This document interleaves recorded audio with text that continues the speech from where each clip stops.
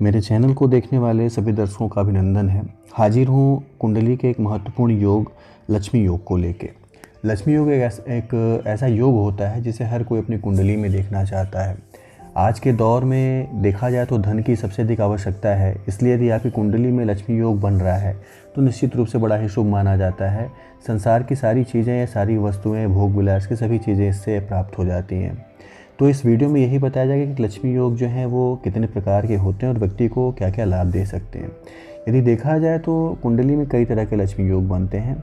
इनमें से मुख्य जो 5 हैं, पहला एक तो है लक्ष्मी योग, दूसरा है महालक्ष्मी योग, तीसरा है श्री लक्ष्मी योग, चौथा है अष्टलक्ष्मी योग और पाँचवा है नवलक्ष्मी योग। तो ये 5 योग जो हैं यदि बनते हैं कुंडली में किसी भी प्रकार से तो निश्चित रूप से ढेर सारे फ़ायदे देते हैं। संसार की सारी सुख सुविधाएं, आप कह सकते हैं भोग विलास की जितनी वस्तुएं हैं, यानी धन का होना, गाड़ी है, आपका अपना घर है, नौकर है, चाकर, ये सारी चीज़ें जो हैं ईजिली उपलब्ध होती रहती हैं।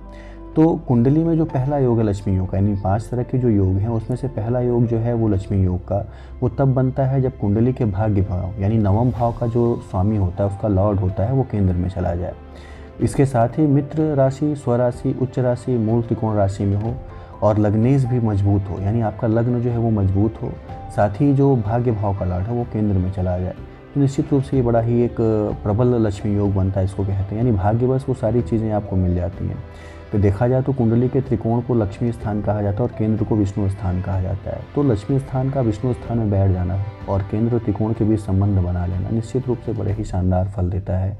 और जिस व्यक्ति के कुंडली में ये योग होता है वो निश्चित रूप से काफ़ी ज़्यादा धन कमाता है, बड़ा ही ज़्यादा भाग्यशाली भी होता है। धन की कमी उसके जीवन में कभी नहीं रहती है।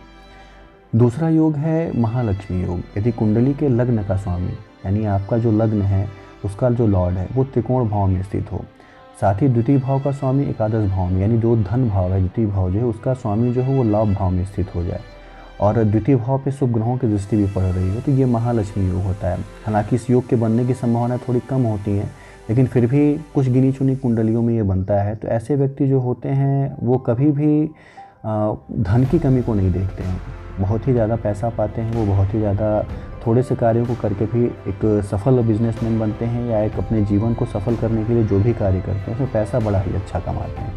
तो ये योग भी बड़ा ही एक शानदार योग है लक्ष्मी योग में, जो कि बहुत ढेर सारे धन देता है। आपको अपनी कुंडली में देखना है कि कुछ योग ऐसे हैं कि नहीं, यदि इससे मिलते जुलते भी कुछ योग बनते हैं यदि, तो निश्चित रूप से आपके पास पैसों की कमी नहीं रहेगी। तीसरा योग है श्री महालक्ष्मी योग। इस योग में ये योग भी काफ़ी कम देखा जाता है, यानी महालक्ष्मी योग तो आप देखते हैं, लेकिन श्री महालक्ष्मी योग जो है ये भी कुंडली में काफ़ी कम देखने को मिलता है।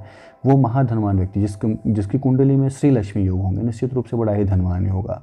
इसमें होता ये है कि जब दोनों त्रिकोण के स्वामी केंद्र में बैठ जाएं, यानी आपके पंचम के और आपके नवम के जो लॉर्ड हैं वो दोनों ही त्रिकोण में बैठ जाएं और उन पे जो है वो शुभ ग्रहों की बस दृष्टियाँ पड़ रही हैं, यानी कहीं से वो पाप प्रभावित ना हो और कहीं से क्रूर ग्रह की दृष्टि न पड़ रही हो, किसी ऐसे ग्रहों के साथ युति ना हो, तो निश्चित रूप से ये श्री महालक्ष्मी योग बनता है। हालांकि ये रेयर देखने को मिलता है, बहुत ही ज़्यादा कम कुंडलियों, कई लाख कुंडलियों में हो सकता है एक कुंडली ऐसी जिसमें ये देखने को मिले, बहुत ही मुश्किल होता है।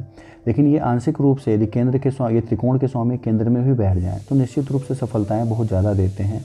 यानी मैंने पहले ये बताया कि आप यदि केंद्र के लॉर्ड हैं और त्रिकोण में चले जाएँ तो लक्ष्मी विष्णु योग एक बनता है, तो फल बड़े अच्छा देता है। तो महालक्ष्मी योग जो है, श्री महालक्ष्मी योग, इसमें भी यही चीज़ें हैं। तो ये बन बड़ा कम पाता है, यानी आपके दोनों त्रिकोण के स्वामी केंद्र में हो, 3 शुभ ग्रहों की दृष्टि उस पर पड़ रही हो, तो ये बनना बड़ा ही थोड़ा मुश्किल होता है, बड़ा ही रेयर बनता है। लेकिन ऐसा योग यदि बन जाता है तो निश्चित रूप से वो सारे फल दे देता है जो कि व्यक्ति को संसार में सबसे उच्च पद पे या उच्च पोजीशन पे रहने के लिए ज़रूरत होती है।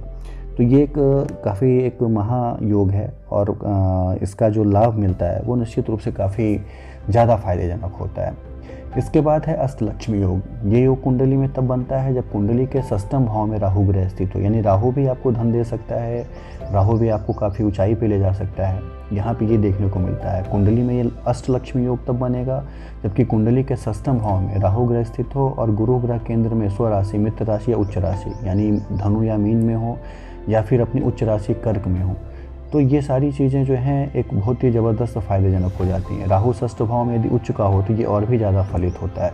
षष्ठ भाव में बैठा राहु व्यक्ति को शत्रुओं पर विजय दिलाता है, वहीं केंद्र में बैठा गुरु जो है व्यक्ति को बुद्धि देता है। तो जब आप शत्रुओं पे विजय पा लेंगे और अपनी बुद्धि भी आप लगाएंगे तो निश्चित रूप से धन की कमी आपके पास नहीं रहेगी। इसमें योग का जब ये योग बनता है तो अंदर व्यक्ति के धन कमाने की इच्छा जो होती है वो तीव्र हो जाती है, प्रबल हो जाती है और कई तरह से धन कमाने में वो अपने दिमाग को लगाता है और सक्षम भी होता है। तो अष्टलक्ष्मी योग जो है ये अधिकतर कुंडलियों में कभी कभी देखने को मिल जाता है। ये एक बहुत बड़ा योग नहीं है, लेकिन फिर भी जिसकी कुंडली में रहता है निश्चित रूप से उसके फ़ायदे बहुत देता है। ऐसे लोग निर्णय लेने की क्षमता जो होती है बहुत ही ज़बरदस्त होती है और उसके लाभ भी उनको बड़े मिलते हैं।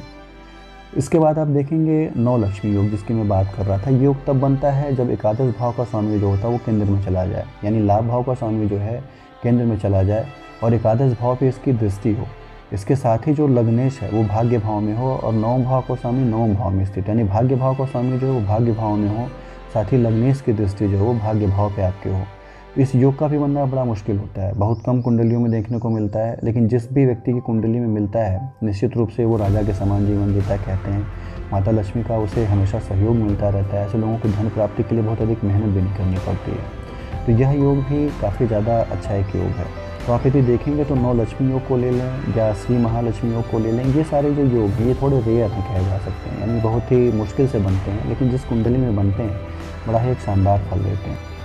तो ये एक ऐसा योग है जिसकी कामना हर कोई व्यक्ति करता है। हर व्यक्ति चाहता है कि उस कुंडली में ये योग बने और आपकी कुंडली में भी ये योग है तो इसके लाभ अवश्य होते हैं। हालांकि कई बार अकारक ग्रह होते हैं तो उनकी दशाओं में ये उतने प्रभावी नहीं होते हैं, लेकिन फिर भी कारक ग्रहों की दशा में काफ़ी ज़्यादा ये प्रभाव देते हैं। अचानक से आपके जीवन की गति बदल देते हैं और साथ ही आपके पास धन की भी काफ़ी ज़्यादा वृद्धि होती है।